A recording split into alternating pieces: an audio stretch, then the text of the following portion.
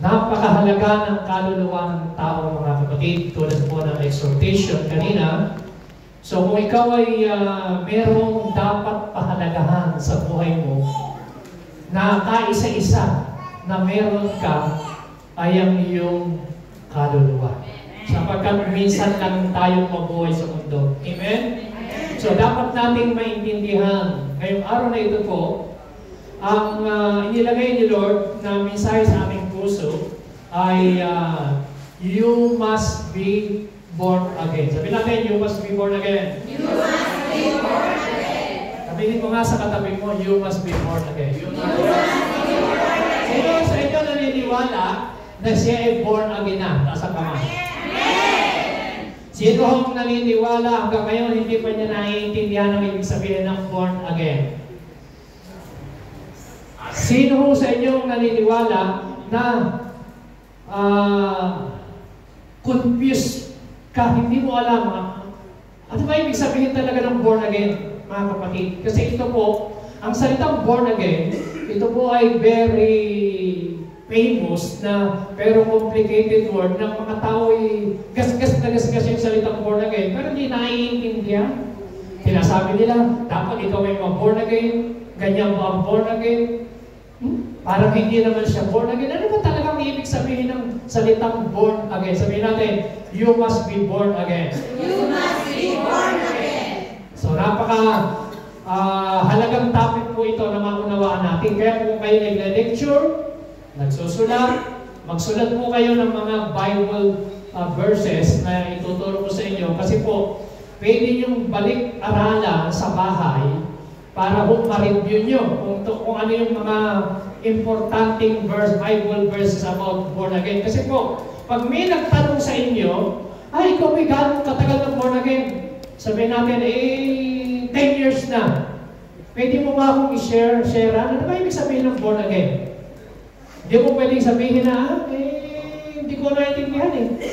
Ma-attend lang ako ron, pero hindi ko naintindihan. Pinagbibigyan ko lang yung kasama ko, kaibigan ko, nag-invite sa akin, pero hindi ko naintindihan. So mga kapatid, dapat po, aalis tayo ngayong araw na ito, dito sa lugar na ito, na naiintindihan mo ang ibig sabihin ng born again. Amen? Dapat po, aalis ka sa lugar na ito, kung hindi ka pa talaga born again, uuwi ka. Dapat, ngayong araw na ito, na malinaw sa iyo ang ibig sabihin ng salitang born again.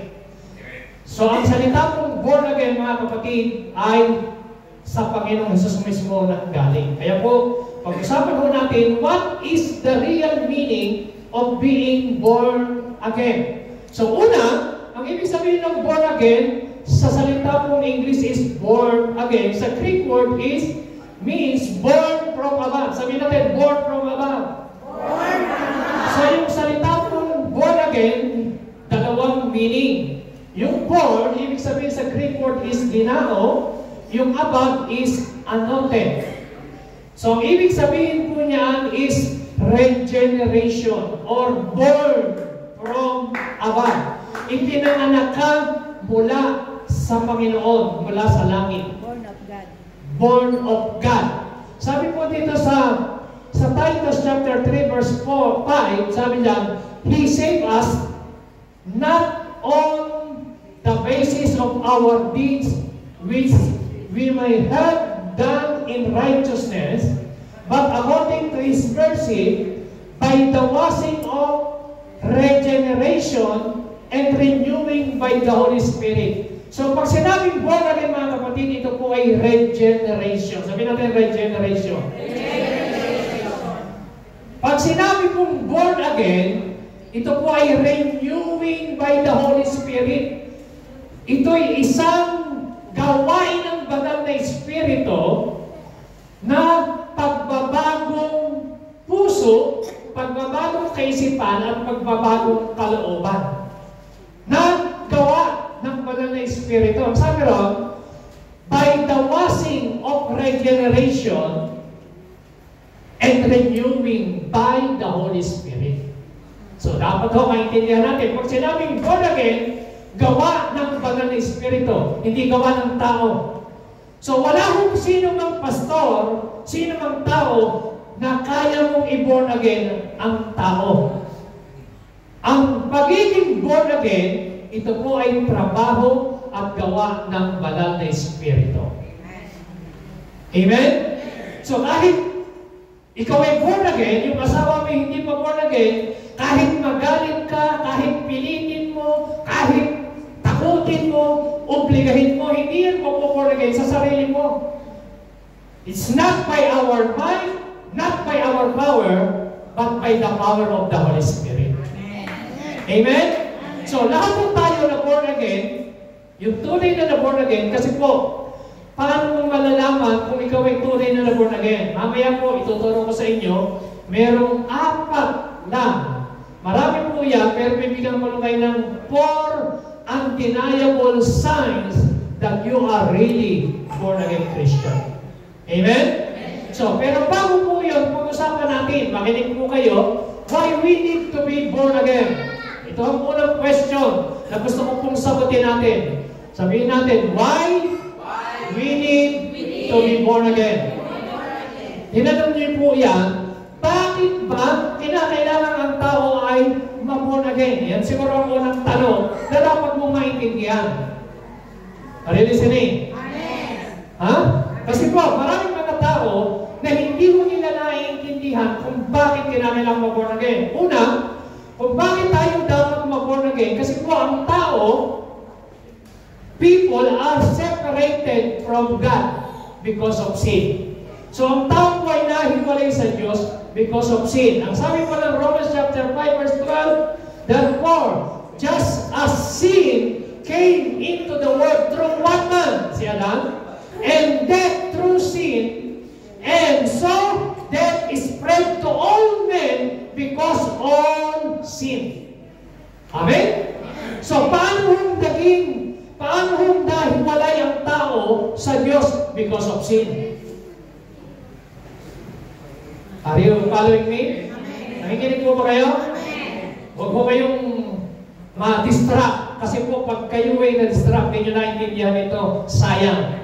So dapat huwag po kayong umuwi na hindi nyo ito naintindihan. Amen?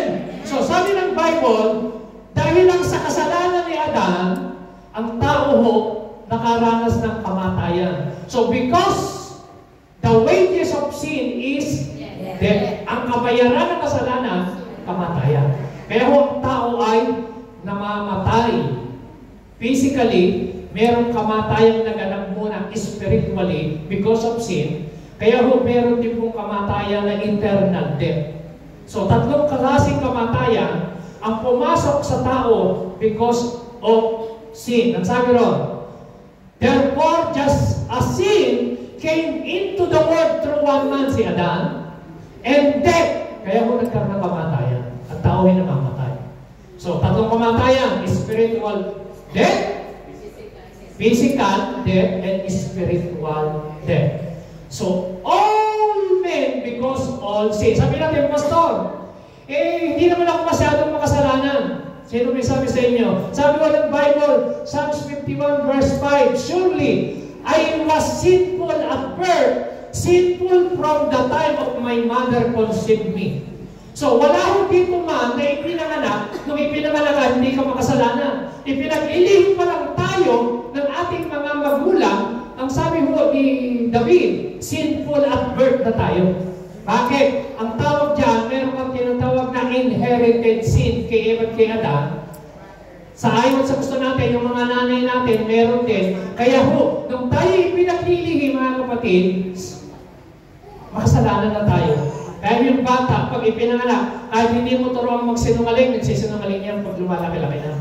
Kahit hindi mo turuan magmura, kahit hindi mo turuan yung mga pangit na ugali, automatic lumalabas yan kasi mo, meron tayong rebellious spirit, meron po tayong inherited sin na minana kay Eva at kay Adan. Kaya ho, ang tao ay nahiwalay sa Diyos. People are separated from God. Amen? Amen ba? Okay. Ngayon, so, ang sabi po ng Isaiah 59 verse 1 and 2, surely the arm of the Lord is not too short to save, nor his ear too dull to hear. But your iniquities have separated you from your God, and your sin have hidden His face from you so that we will not hear. So, ang yung kasalanan ng tao, yun ang nagpahiwalay sa Diyos. Very clear po yan, Isaiah 59 verse 1 and 2. Because of our sins and iniquity, separated you from your God. Nahiwalay tayo sa Panginoon. Ngayon, sin separate us from God. Kaya po ang tao, kinakailangan mo ma-born again, kasi nga po, ang tao ho ay makasalanan. Nasabihin natin, Pastor, hindi naman ako masamang tao, hindi naman ako nagnanakaw, hindi naman ako pumapatay, hindi naman ako rapist, hindi naman ako immoral na tao. Nasabihin natin, Pastor, mabait naman ako. Pakinig ka. Hindi ka pupunta sa heaven dahil mabait ka. Hindi ka pupunta sa heaven dahil ikaw ay hindi nagsusugal. Hindi ka pupunta sa heaven dahil ikaw ay hindi nagsusugal, hindi nagnanakaw, hindi ka pumapatay. Hindi yun. Hindi ka pupunta sa heaven kapag hindi ka na-born again. Bakit? Papakita ko po sa inyo, nasa Bible yan. Si Kristo nasabi. Hindi po si pastor, hindi po religious founder ng sino pa man na kilala natin sa mundo. Ang pagiging born again, mga kapatid, hindi po ito suggestion. At hindi rin po ito optional. At hindi po ito pagiging, pag sinabing you must be born again, hindi po ito resulta ng pulse survey ng Asia na ang naging resulta. Kailangan daw tayong lahat ma-born again. No. Ang pagiging born again, mga kapatid, ay hindi resulta na napagkasunduan sa hearing sa Senado. No. Ang pagiging born again, si Kristo mismo ang nagsabi sa John chapter 3, verse 5 and verse 7, unless a man be born again, you cannot see the kingdom of God. Verse 7, unless a man be born of water and spirit, you cannot enter into the kingdom of God. So, ang nagsabi niyan, si Kristo. Maliban ang tao'y ma-born again, hindi ka makakapasok sa karya ng Diyos. So, pwede kang mabait na hindi ka born again. Pwede ikaw ay hindi nagsusugal, pero hindi ka na born again. Pwede ikaw ay hindi nangangalunya, hindi gumagawa ng masama, pero hindi ka pa rin na born again. Bakit? Kasi po, makikita nyo, ang pagiging born again ay pagtanggap po yan ng Espiritu ng Diyos. Pagbabago ng puso, ng isipan at ng kalooban. So pag sinabing born again, pagbabago sa kalooban nagsisimula. Dahil tatanggapin ng Espiritu ng Diyos, babaguhin niya yung ating kaisipan, babaguhin niya yung ating puso, babaguhin niya yung ating will. So yung ating kaisipan, yun yung ating perception. Yung ating puso, yun yung ating affection. Yung ating will, yun yung ating direction. So pag ikaw ay na-born again, yung perception mo na akala mo dati tama, mali pala. At yung akala mo yung mali, yung pala yung tama. Nababago yung perception. Yung dati hindi ka pa born again, ang akala mo maganda. Sa tingin pala ng Diyos, yung pangit. Pero yung akala mo pangit, ang tingin ng Diyos, yung pala yung mas maganda. So, maiiba yung perception mo ayon sa salita ng Diyos ang iyong magiging basihan pag na-born again. So, yung ating heart, yung ating affection, yung love natin, magiging iba rin. Kasi ang isang tunay na born again, yung love ng God, inilalagay niya sa kanyang puso at magkakaroon ka ng tunay na pag-ibig at pagmamahal sa Diyos. Amen? Pagmamahal sa iyong kapwa. Pagmamahal to one another. At yung direction mo, yung will, may iba na yung direction ng iyong buhay. So kaya mga kapatid, ano man ang ating sitwasyon, isa lang ang sabi ng Lord, you must be born again. Sabi mo sa katabi mo, you must be born again. So sasabihin po natin mga kapatid, hindi naman ako masama, ako naman ay mabait. Alam niyo mga kapatid, marami pong mababait na tao na nasa impyerno. Naniniwala ba kayo? Bakit? Kasi sila po ay hindi naman na born again, mabait lang talaga. Ang totohanan, tayo ba talaga ay mabait sa tingin ng Diyos? Tingnan natin kung ano ba talaga sinasabi ng Bible. Ang sabi ng Romans chapter 3, tingnan niyo po yan, ha? Romans chapter 3, verse 11 and 12. It's very clear po. Babasahin ko po sa inyo sa Biblia. Hindi ko na po inilagay din sa screen, pero basahin ko po sa inyo. Ang sabi po rito sa Bible, simula po sa verse 10, as it is written, nakikinig po ba kayo? There is no one righteous, not even one. Ang totohanan, there is no one righteous, kahit isa. Walang matuwid, wala kahit isa. Verse 11, there is no one who understand, and there is no one who seek God. Walang nakakaunawa, walang naghahanap sa Diyos. Verse 12, all have turned away, they have together become worthless. There is no one who does good, not even one. Walang di isang taong mabuti o matuwid kahit isa. Kaya kung sasabihin mo, Pastor, ako hindi naman ako masamang tao dahil hindi naman ako nagnanakaw, pumamatay, o hindi naman ako ganito kasama. Siguro naman ay ako'y pupunta sa heaven. Hindi ka pupunta. Mali kung ikaw ay born again. Amen? Bakit? Dahil nang sabi ni Kristo unless you must be born again, you cannot enter into the kingdom of heaven. Hindi ka makakapasok. You cannot see hanggang di ka na born again. So kaya mga kapatid, pinakikita rito, sabi ng verse 12, all have turned away, they have together become worthless. There is no one who does good, not even one. Walang mabait. Tingnan niyo po. Ang sabi ng verse 23, for all have sinned and fall short of the glory of God, in verse 23. Lahat nagkasala, walang nakaabot sa kaluwalhatian ng Diyos. Wala kahit isa. So, yung pagiging mabait natin, mabait lang tayo sa tingin natin. Pero hindi tayo makakapasok sa kanan ng Diyos dahil ikaw ay magiging mabait. So, yung kabaitan is not, pagiging kabaitan o goodness is not the source of your salvation. That is the fruit of your salvation. Ang source of salvation ay ang Panginoon. Amen! Kaya sabi ng Bible, Ephesians chapter 2, verse 8 and 9, we are saved by grace through faith, not from yourselves, so that no one can boast. Hindi ka may pagmamalaki because we are saved by grace through faith. Salvation is a gift from God.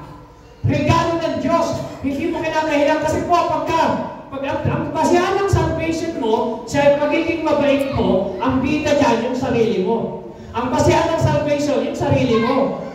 Mga kapatid, kaya sabi ng Bible, walang matuwid, wala kahit isa. So kaya lahat po ng tao, kung lahat po, walang nakaabot sa kaluwalhatian ng Diyos, ito po ang ibig sabihin, mga kapatid, makinig kayo, are you listening? So ano man ang kalagayan mo sa buhay, ano man ang relihiyon mo, ano man ang denomination mo, mga Catholic, mga Baptist, mga Methodist, mga Iglesia ni Cristo, mga Mormons, mga ano man, kahit ano man ang ating sinasama, mga kapatid, sabi ni Cristo, you must be born again. Yes! Bakit?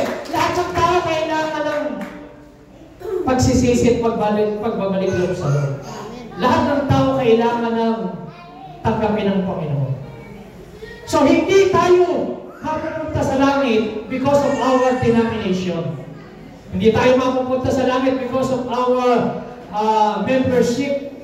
Dahil member ako ng ganito, siguro, palangit na ako. Mga kapatid, introduction pa naman tayo. Naintindihan niyo lang mo? Huwag mo na kayong matulog. Bagay, wala naman tulog, gising lahat. Alam nga lang gisingin mo malakta? Naintindihan niyo ba ako, Pastor? Okay. So, sin separate us from God. Kaya kung kailangan tayo mag-born again. Okay. So, tatlong bagay. Ang tao po naging sinner, pero God is holy. Ngayon, yung kasalanan, anong bunga ng kasalanan? Sin brings death and judgment. So kaya sabi ng Romans chapter 6, verse 23, the wages of sin is death. May bayan ng kasalanan kamatayan. Kaya yung kasalanan natin, binayaran niya ni Kristo, namatay siya para sa atin. Bayad tayo. Amen? Ngayon, literally, tayo, saka ako spiritually, kaya kung tayo namamatay because of sin. Spiritual and physical, at saka eternal death. So yung sin brings death and judgment. Kaya sabi ng Hebrews 9:27, minsan itinagda sa buhay ng tao, mamatay na minsan, pagkatapos judgment. Amen? Judgment ang masunod. So, kaya dapat ko maintindihan natin yan. Okay. Ngayon, ang solusyon, how to be born again, si Jesus. Amen. Amen? Dahil hindi mo dahil merong space, may pagitan, because of sin, dahil wala yung tao sa Diyos. So, kailangan merong bridge, may tulay. Kailangan may tulayan ka para makarating ka sa Panginoon. Gusto mo ba natin makarating sa langit? Amen. Huwag mo na kayo ngayon, ha? Basta sa taklap ka lang ng Panginoon. Pero at least gusto natin. Amen? Amen na ba? Okay. So, gusto natin makarating at makapasok sa langit. Hindi ka makakapasok sa langit hanggang di ka namumulin. Bakit? Kasi, sabi ng John 46, Jesus is the way, the truth, and the life. No one comes to the Father except through Jesus Christ. Ang tanong, tinanggap mo na ba talaga si Jesus sa puso mo bilang Panginoon at tagapagligtas? Amen. Siya na ba talaga ang iyong daan? O meron ka bang dating daan dyan? O ibang daan? Kasi sabi ng iba, itong katawiran, Pastor, kanya-kanya lang ng dinadaanan tayo dahil isa lang naman ang babagsakan natin Kanya-kanya lang ng daan. May pakalawa, may pakanan, may diretsyo. Mga kapatid, isa lang ang daan. Sabi ng Gawa 4:12, walang ipinagkaloob na sukat na pangalan sa lalim ng lupa, dito sa ibaba ng lupa, na sukat ikaligtas ng tao, hindi ang pangalan ng Jesus. Amen. Wala na iba. Hindi sinabi ng John 14 na, I am the one of the way. Ang sabi ng Bible, I am the way. I am the truth. I am the life. No one comes to the Father except through Jesus Christ. Wala ka namin sila, amen? Amen? Kaya kung makikita niyo po, mga kapatid, si Kristo ang daan. So kaya kailangan, tanggapin mo siya bilang Panginoon at tagapagligtas ng iyong buhay. Hindi sinabing denominasyon, hindi sinabing sekta, hindi sinabing relihiyon, hindi sinabing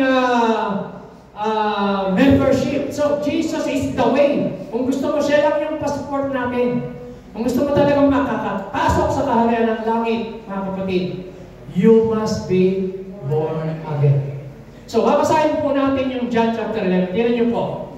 John chapter 3, verse 1 and 2. Ito po ay ating teksto. Ngayon pa lang tayo magsisimula sa ating lesson. Okay?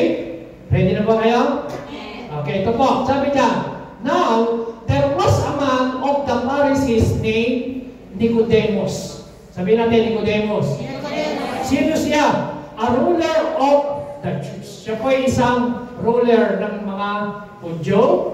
This man came to Jesus by night and said to him, Rabbi, we know that you are a teacher come from God, for no one can do these signs that you do unless God is with him.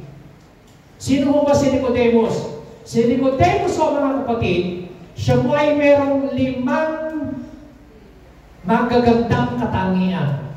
Number 1, si Nicodemus po, siya po ay binanggit yan, siya po ay ruler of the Jews. Siya po ay ruler ng council.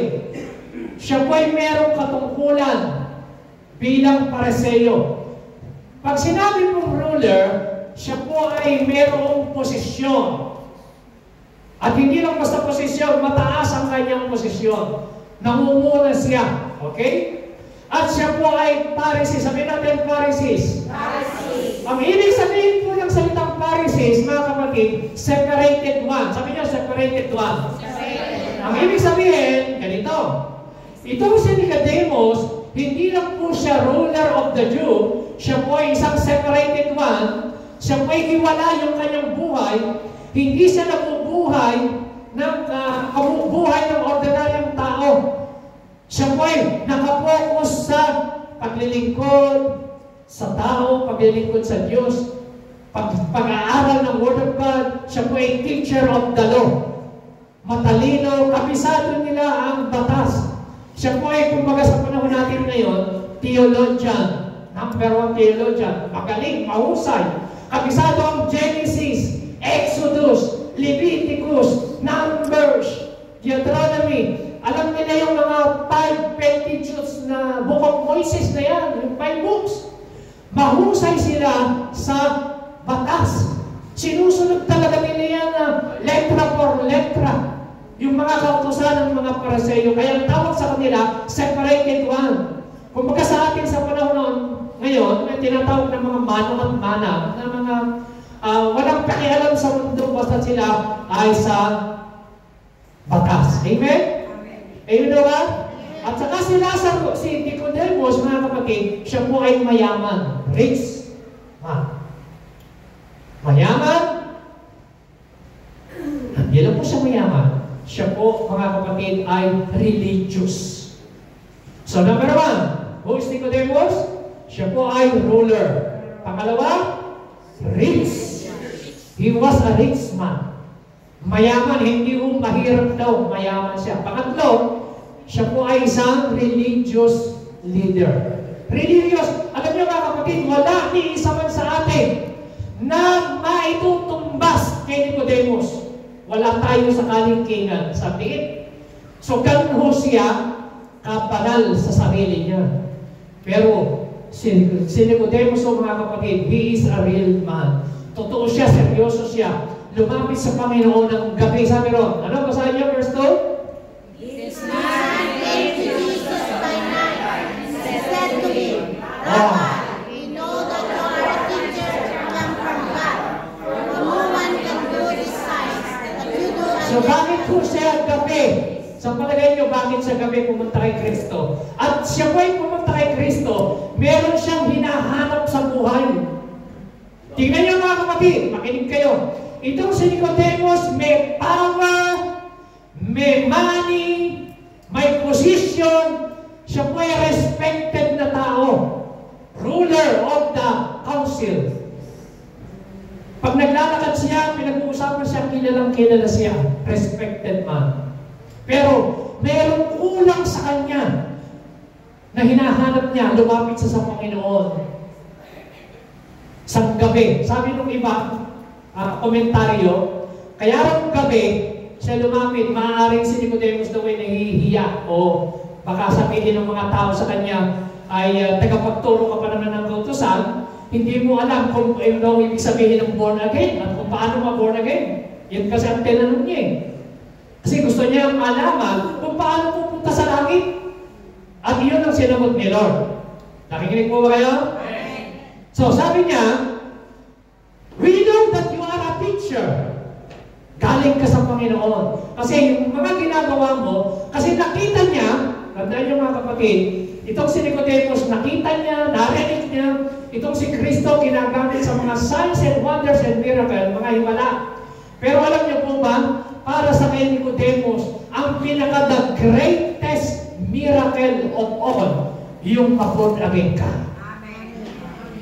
Yung dating ikaw nagsusugal, hindi ka na nagsusugal ngayon kasi na-born again ka. Amen? Yung dating ikaw naninigarilyo, hindi ka na naninigarilyo dahil pinagulan ka sa puso at buhay mo. Amen? Yan po ang greatest miracle. Ang greatest miracle, hindi yung bulan nakakita, yung mga pilay nakalakad. Hindi po yun. Ang pinakadakilang himala, yung dating masama, ang ugali, binago ng Diyos. That is the greatest miracle. Amen? Dating chismosa. Tahimik na. Hindi na Chismosa pa rin. Hindi lang nagsimala ang Diyos. So dapat mga kapatid, ang tunay na miracle, si Nicodemo, sabi niya, alam ko marami siyang ginawang signs and wonders, yung mga miracle eh. Pero alam niyo, ito tanong niya. Ayan, sabi ko ng verse 3, Jesus answered him, truly, truly, I say to you. Sabahan niyo ako, basta verse 3, lakas natin. Everybody, everybody. Jesus answered him, Truly, I say to you, unless one is born again, he cannot see the kingdom of God. Amen. So pag sinabi ng Bible, makinig kayo, pag may nabasa kayo sa Bible na salitang truly, truly, napaka-importante ng kasunod na sasabihin. Pag sinabing, totoo, totoo, ang ibig sabihin nun ay parang ganito, makinig kayo kasi napaka-importante sasabihin mong susunod. Pag sinabi ng Bible na truly, truly, yung susunod na mensahe, napaka-importante. Amen? Yun ang ibig sabihin nun, kaya truly, truly. Dalawa, totoo, totoo. Amen? Nothing but the truth. Only the truth will set you free. Okay, sabi ng Bible, truly, truly, I say to you, unless, ano sabi? One is born again. Sino nagsabi? Si Jesus. Apostol ba nagsalita niya? Hindi. Pastor ba? Hindi. Si Kristo. So, mga kapatid, si Kristo, sino kausap niya? Religious leader. Sino kausap niya?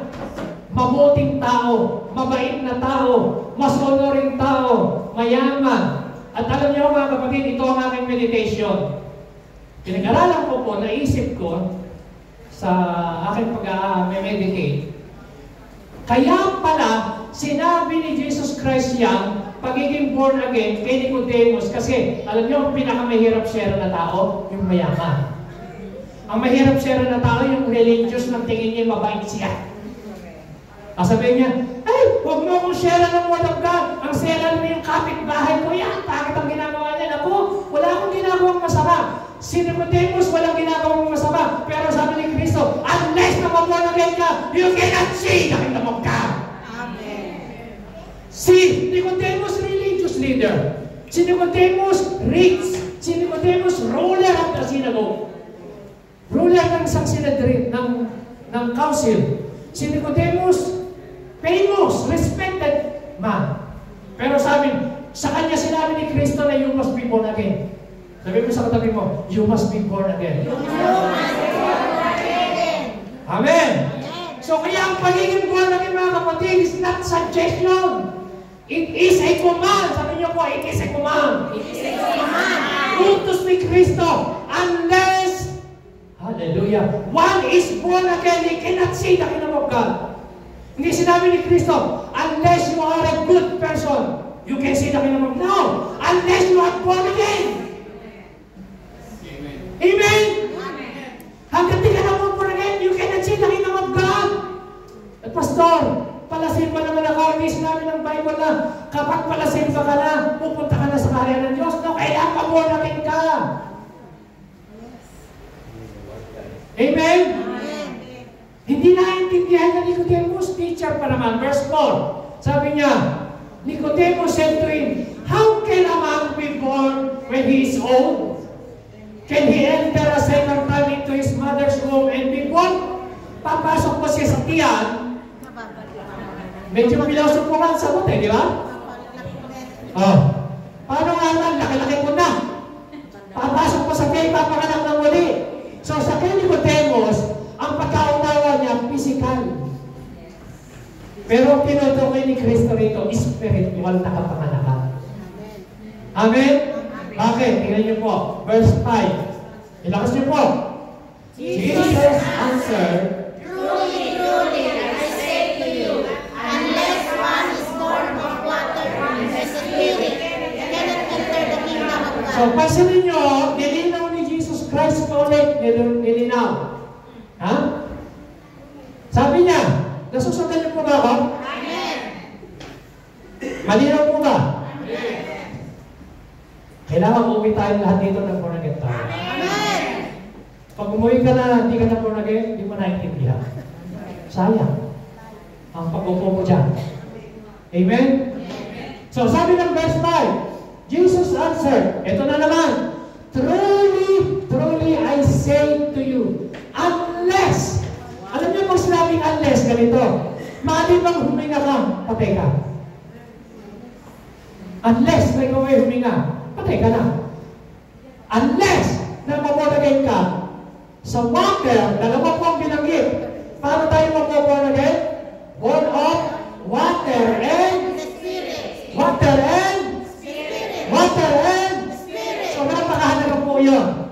So, nabubuo na rin ng tao sa pamamagitan ng water and the Spirit. He cannot enter into the kingdom of heaven. So mga kapatid, sabi ng verse 6, that which is born of the flesh is blessed. Dalawa po ang kapanganakan binanggit diyan. Yung ipinanganak sa laman. So lahat po tayo mayroong physical birthday. Meron ko kayong birthday? Lahat po tayo, amen? Ako ho, January 26, pwede niyong tandaan niya. January 26. Physical kapanganakan ko yun. Pero, ang aking spiritual birthday, December 31, 1984. Nung po tinanggap si Jesus bilang Panginoon. So, pansinin niyo po, verse 6, dalawa. Sabi niyo, born in the flesh, born of the flesh, Born of the flesh is flesh. Born of the Spirit, is Spirit. So, dalawang kapanganakan pala. Kapag ikaw ay ipinanganak ng isa lang, mamamatay ang tao ng twice. Kamatayang pisikal at may kamatayang eternal. Pero kapag ikaw ay ipinanganak ng twice, physical and spiritual, isa lang ang yung nangyaring kamatayan dahil meron ka ng eternal life. Amen? Amen. Naintindihan niyo ba? So, iba yung kapanganakang pisikal at iba yung kapanganakang spiritual. So, pag sinabi mo lang, you must be born again, kailangan maipanganak ka, spiritual! Amen. Amen? Naintindihan niyo ba ako? So, yun ang sinasabi. Ngayon, paano ka mawaborn again? Unless one is born again, born of water and Spirit. So, water and Spirit, sabi niyo, water and Spirit. Water and Spirit. So, yung water dyan, ang tinutukoy po dyan, cleansing water. Ang tubig, ang simbolo po, paglilinis. Pag kumain ka, nililinis mo ng tubig. Amen? Amen. Pag naliligo ka, nalilinis ka. Tubig. So, ang simbolo ng water, Word of God. Alam niyo po, ang mga pari, bago sila maglingkod, sila po ay naglilinis. Kaya nga po yung tabernakulo, yung sa entrance, merong hugasan doon ng paa, hugasan ng kamay, meron silang basin doon, cleansing water. At hinuhugasan nila ang kanilang buong katawan. So naglilinis sila ng tubig, okay? Ngayon, ano naman yung espiritu ng Panginoon? Basahin po natin. Ezekiel, sabi niyan, sa kayo pong pumasa para maintindihan niyo po, ilakas niyo. I will sprinkle clean water on you, and you will be clean. I will cleanse you from all your impurities and from all your idols. 26. I will give you a new heart and put a new spirit in you. I will remove from you a heart of stone and give you a heart of flesh. 27. And I will put my spirit in you and move you to follow my decrees and be careful to keep my laws. So, ito ang palaging sabihin nun, sa Old Testament, talagang cleaning, lilinisin tayo ng tubig.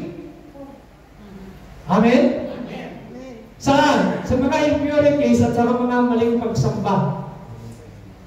Ano sabi niya? I will give you a new heart. Sabi new heart. New heart. Sino sa inyo meron ng new heart? Amen. Kung wala kang mag-new heart, hindi ka pa nabuborn again. Sabi niya, Pastor, kailangan mo magpa-transplant.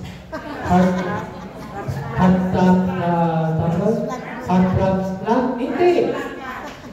Ihahat transplant ka ng Holy Spirit. Amen! Sabi ni Lord, I will give you a new heart. Tapos sabi niya, I will put a new spirit. So, ang pagiging born again, ilalagay, tatanggapin mo yung bagong espiritu. Kaya nga, bagong buhay eh. Born again, yung sabi, tinanggap mo yung espiritu na Diyos sa puso mo, tatanggalin niya yung pusong bato. At bibigyan niya tayong puso na laman. Kasi may mga tao na ang puso nila yung pusong bato. Matigas. Hindi, walang pakialam sa Word of God, walang pakialam pagdating sa gawain ng Panginoon. So, anong sabi ng Bible? And I will put my spirit in you and move you to follow my decree. Pag tinanggap mo na espiritu ng Diyos, nagkakaroon ka na ng desire na sumunod ngayon sa Panginoon. Walang na-born again na walang desire na sumunod sa Lord. Pag na-born again ng tao, meron kang desire to follow His decree, sabi ng Bible. And careful to keep my law, sabi ho ng Biblia. So, yun po, pagiging born again, binibigyan niya tayo ng new heart. Sabi new heart. New heart. Kaya nga, nagkakaroon ka ng new heart kasi na-experience mo yung new birth. Sabi new birth. New birth. Nagkakaroon ka ng new life. Sabi new life. New life. So, mga kapatid, makinig kayo. Bago magkaroon ng new life, kailangan magkaroon ka muna ng new birth experience. Sabi niyo, new birth. So, yun ang ibig sabihin ng born again. Sabihin mo ulit sa katabi mo, you must be born again. You must be born again. Ito pala, ang ibig sabihin ni Kristo, na ma-born again ka, malinis ka ng tubig at ang Espiritu, ito yung tubig. Husband, love your wife just as Christ loved the church and gave Himself up for her to make her holy, cleansing her by the washing with water through the Word. So, nag-born again ho tayo, mga kapatid. Ang nag-born again sa atin ay ang salita ng Diyos. Amen? Amen. Habang ikaw ay nakikinig ng Word of God, tinatanggap mo ang Word of God, pinapapasok mo ang Word of God sa iyong puso, nililinis ng Diyos ang ating isip, nililinis ng Diyos ang ating puso, nililinis ng Diyos ang ating upuhan, nililinis ng Diyos ang ating ugali, nililinis ng Diyos ang ating pananalita, nililinis ng Diyos ang ating mga pag-uugali. Amen. Paano? Cleansing her by the washing with water through the Word of God. Hindi ka mapapalagyan ng wala kang Word of God. Kaya tinabi ni Kristo sa Kanya, do not marvel, Nicodemus, then I said to you, you must be born again. Inulit na naman ni Kristo. Sabihin mo, you must be born again.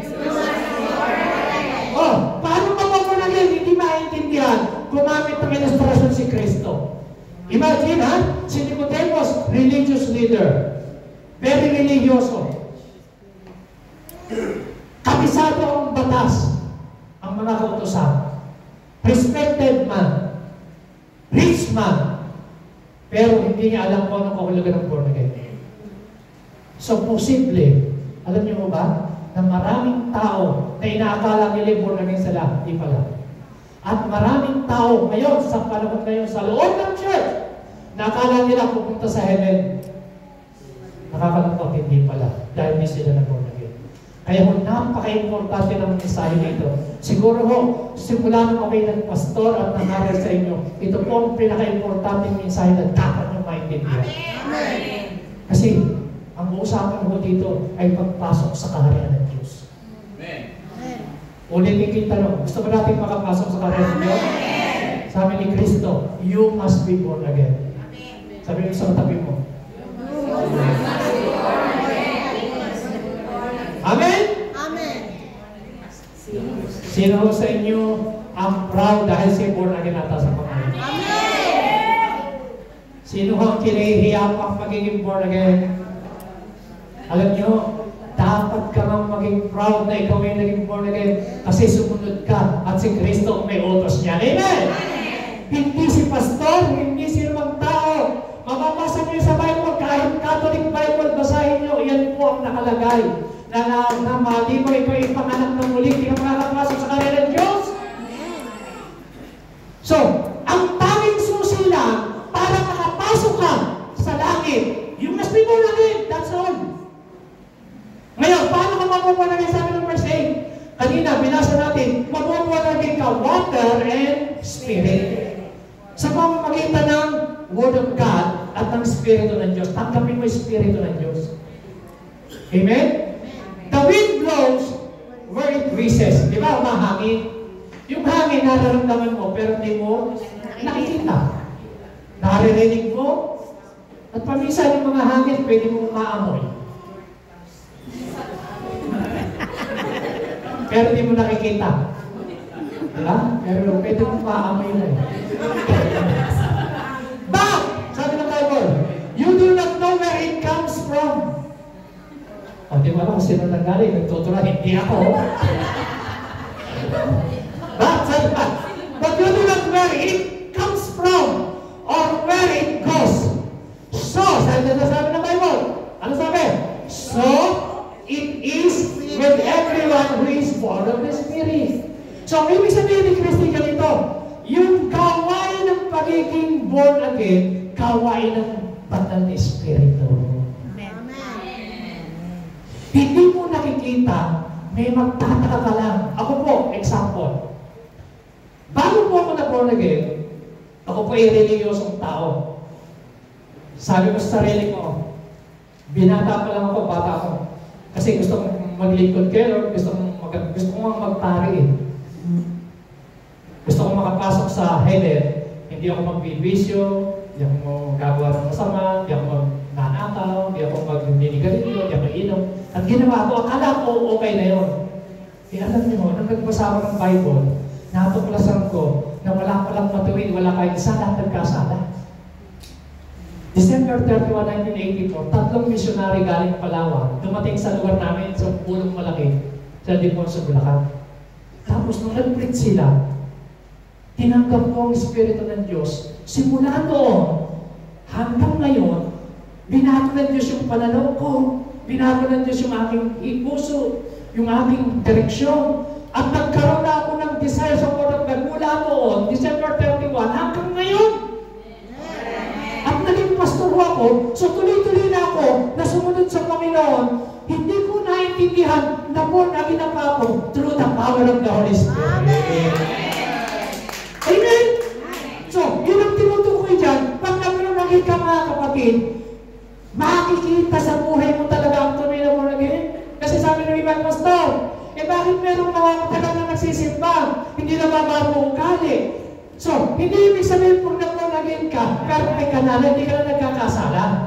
Pwede kang magkamali, pwede pa rin magkasala, pero iba yung namumuhay sa kasalanan at nananatili sa kasalanan sa nagkakasala na meron ka ng conviction na nagkamali, nagkasala. Amen? Amen? So, hindi ka tayong perfect. Perfect tayo, spiritually, sa tingin ng Panginoon, but experientially, araw-araw, binabago pa tayo ng Diyos. Hanggang dumating ang Panginoon. Amen? Sa tingin ng Diyos, we are yung ating spirit na tinanggap natin siya, we are perfect, we are saved, we are justified, we are sanctified, we are holy. Yan ang tingin ng Diyos sa atin. Yun yung tinatawag na identity with Christ. Pero experientially, sa araw-araw, kailangan mong i-apply ang Word of God dahil araw-araw, binabago ng Diyos tayo. Pabait ng pabait ng pabait ang pamumuhay Kristiyano. Paganda ng paganda ang buhay, ang pamumuhay born again. Amen! Lalo mang dati ka ng giver, pero kung na-born again ka, lalo pa nang nagiging mapagbigay. Sino mo naging ka naman? Amen? Gumagawa ka na ngayon ng mabuti. Dati, ang alam mo, pag gumawa ka ng mabuti, pupunta ka ng langit. Ngayon mo, gagawa ka ng mabuti kasi na-born again ka na. Noong ngayon, ang iyong pagiging born again. Walang mga natin sila. Amen? Masusunod niyo ba ako? So, ano po? You must be born again. Sabihin, born of the Spirit. Kailangan, maipanganak ka, born from above. Yung kapanganakan mula sa Diyos. Kasi si Kristo ang galing sa langit, siya lang ang ang Holy Spirit lang ang pwedeng mag-born again sa atin. So mga kapatid, 1 Corinthians 2, verse 14, basahin niyo po. The man without the Spirit does not accept the things that come from the Spirit of God. For they are foolishness to him. He cannot understand them because they are spiritually discerned. Makinig kayo. Ang isang tao na hindi pa naman-born again, kahit nakikinig yan ng Word of God, hindi niya maintindihan. Para sa kanila kamang mga, alam niyo yung mga kasamahan natin na hindi pa naman-born again, kapamilya, kapatid, kaibigan, ang tingin sa iyo, umangmang ka. Ang tingin sa iyo, nababaliw ka. Ang tingin sa iyo, ganyan ka ng ganyan. Pagka ikaw gusto mo lagi sa church, nagbabasa ng Bible, gusto mo pa, nagsisipa, baka lumagpas ka na sa langit. Diba? Hallelujah, tindera ng luya. Ito na naman si Pastor. Diba? Inuusik-usik ka, nagkasalitan ka. Mga kapatid, ano sabi ng Bible? The man without the Spirit. Ano yung Spirit na yun? Spirit of God. Does not accept. So kung hindi ka accept, dahil born again ka, hindi ka naintindihan, alam mo na, kasi wala pa yung Espiritu ng Diyos sa kanila. Amen? Kung ang tingin sa iyo mula, mukhang mangmangkul. Pero ang tingin ng Diyos sa iyo, you are wise. Bakit? Sabi ng Bible, ang taong matalino, he who wins souls is wise. Pag ang kaluluwa ng mga taong nadadala mo, ikaw ay matalino sa tingin ng Diyos. Amen? Pero sa tingin ng mga tao, kapag mga yung ginagawa mo, he cannot understand. Alam niyo, kahit di kayo magbasa ng Bible, pag wala pa Espiritu ng Diyos, di mo maintindihan. Pero pag nasa iyo Espiritu ng Diyos, pag nagbasa ka, doon mo ang iintindihan. Bakit? Ang Holy Spirit ay pinapaunawa sa iyo. Ang iyong binabasa. Bakit? Dahil ang Word of God ay from the Spirit. Nasulat dito, dahil revelation po ito mula sa Espiritu ng Diyos. Sa mga sumulat na 40 different authors. Hindi po sinulat dahil gusto nila kundi dahil unsyok ng banal na Espiritu. Inspired by the Holy Spirit. Kaya maiintindihan mo lang ang Bible kapag na-born again ka na talaga. Kaya kung ikaw nagbabasa, nakikinig ka, wala kang gana, wala kang desire, okay lang yun. Pero sabi mo sa katabi mo, you must be born again. Kasi kung hindi ka na-born again, hindi ka pupunta ng langit, sabi mo sa iyo. Alam niyo po, ang dati nating reliyon, nag-invento ng tinatawag na intermediate state. Alam niyo po, sa Bible, dalawa lang ang tinuturo. Hell at saka heaven. Wala hong purgatorio. Inimbento ho ng ating dating mga religion, ang purgatorio. Purgatorio is an intermediate state, ang ibig sabihin nun. Na kapag daw ikaw hindi masyadong masama, medyo nasa pagitan ka, doon ka pupunta. If you are not yet ready to go to heaven, doon ka lang sa purgatorio. Ngayon, hanggang nasa purgatorio ka, ipag-pray ka ng mga priest, pupurgahin ka sa panalangin. Kaya ang purgatorio, para malipat ka sa heaven. So ngayon, nandun ka sa gitna, pag-pray ka, kayo pinag-pray nila yung mga patay. Kaya kung pagkapanahon ng undas, ang mga pare, may hawak-hawak na pampisik, lahat ng mga patay, Oy, Father, pisikan niyo yung patay namin. Magkano? Sabihin natin 500. Tapos bakit isa, 500. Mabilis lang yan, ha? Bakit kung talagang mapupunta sa heaven yung kaluluwa kung pinisikan, bakit ang pinipisikan, yun lang nagbabayad? O kaya, kung gusto mong mapunta sa heaven yun, huwag lang pisikan gano'n, buksan mo na ng isang timba para mabilis. Pisik lang na gano'n eh. So hindi natin nilalait yung ating pinanggalingang religion. Pero yun ang katotohanan. Inimbento ng dati nating religion ng purgatorio kasi alam nila kapag kami mga taong medyo mabait at hindi naman masama, hindi nagnanakaw, ito na lang muna pupunta. Pero ang totohanan mga kapatid, walang taong mabait, walang taong matuwid, wala kahit isang sabi ng Bible, Romans 3:23, lahat ay nagkasala, walang nakaabot sa kaluwalhatian ng Diyos. At ang kamayaran ng kasalanan ay kamatayan. Kaya lahat ng tao kailangang ma-born again. Amen! So wala akong purgatorio sa Bible.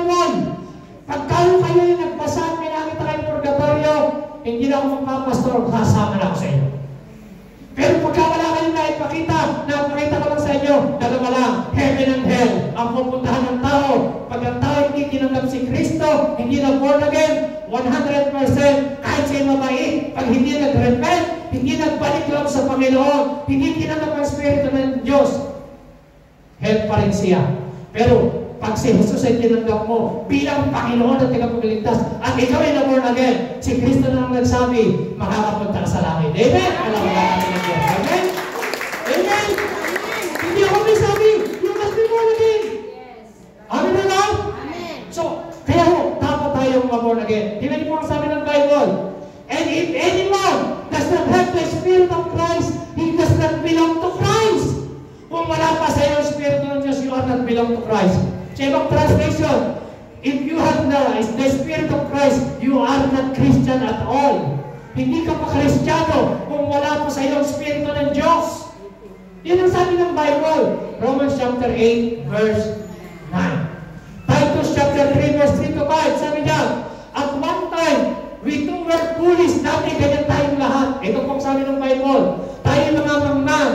Tayo po ay disobedient, deceived, enslaved by all kinds of passion, pleasure.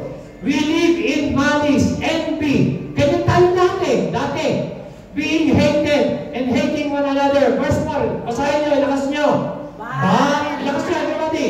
But with the kindness and love of God, our Savior, appeared. Sabi ng verse 5, He saved us, not because of righteous things we have done. Doon muna, hindi ka naligtas because of your righteous things you have done. Hindi ka naligtas dahil ikaw ay marami kang matutuwid, magaganda, mabubuting ginawa. Hindi yun ang basihan ng kaligtasan. Nasave ka kasi iniligtas ka ni Kristo nung siya ay nabango sa cross.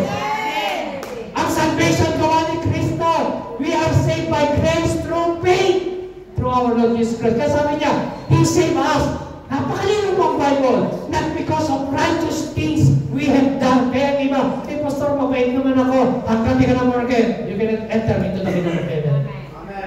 But because of His mercy, alam niyo si Kristo, siya, ang Panginoon, mayaman siya sa kanya lahat ng bagay. Pero ang pinagyayabang niya, I am rich in mercy. Sabi doon, He saved us through the washing of rebirth and renewal by the Holy Spirit. Yan po yung born again. Nagkaroon tayo ng new birth. Sabi niyo, rebirth. And renewal. Pagbabagong puso, pagbabagong kaisipan, pagbabagong kalooban, yan ang sabi ng born again.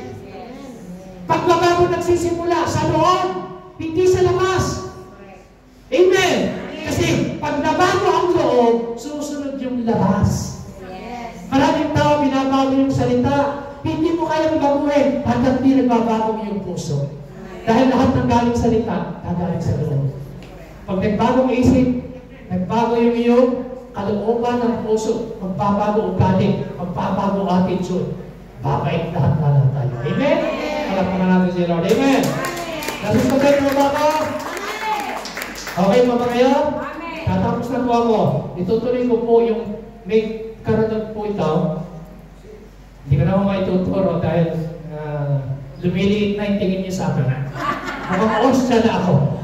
Sa tingin niyo gano'n talagang tinapay ko. And sabi doon, He saved us through the washing of river and renewal by the Holy Spirit. Tandaan niyo po, by the Holy Spirit. Very clear ang Bible.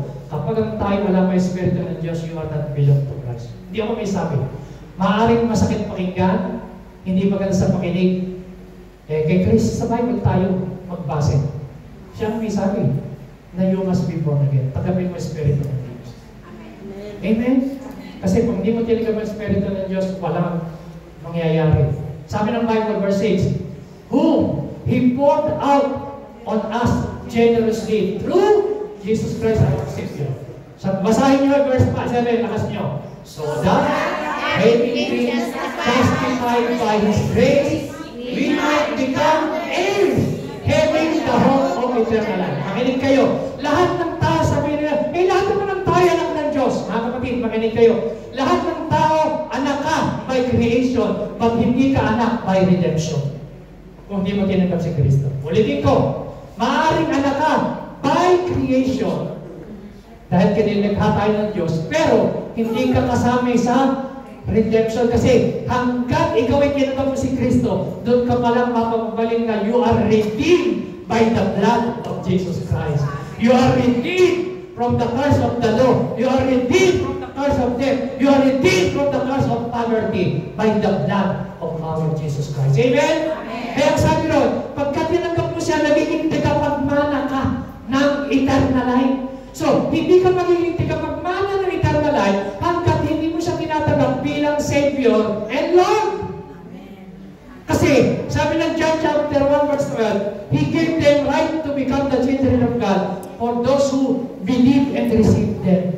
Lahat ng nanampalatay na umanggap sa Kanya ang pinagkalooban ng karapatang pagiging anak ng Diyos. Amen? Ano? Sabi ng Bible, verse 8. So ngayon, pagkayari nun, devote yourself saan? Sa paggawa ng mabuti. So ang paggawa ng mabuti, resulta yan kasi nag-born again ka. Pero hindi yan ang source of your salvation. That is the fruit of your salvation. Palakpakan natin ang mga. Amen? Ay, nakakita kayo. Basahin natin yung verse na yan. Ano sabi? Amen.